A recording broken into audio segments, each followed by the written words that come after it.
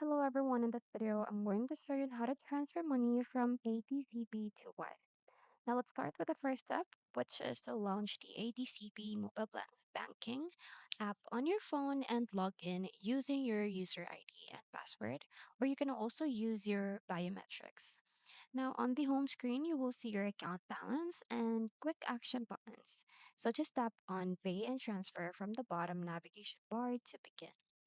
Next is from the transfer menu, you will see options like within ADCB to other UAE banks and international transfer. So just tap on the international transfer since Wise is based in the Kingdom and requires an SWIFT or IBAN transfer.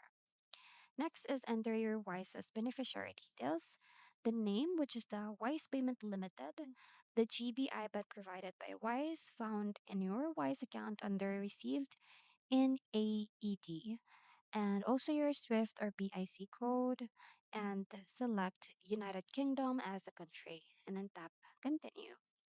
Next is enter the amount in AED that you want to send. So the ADCB will show the converted GBP amount and the exchange rate.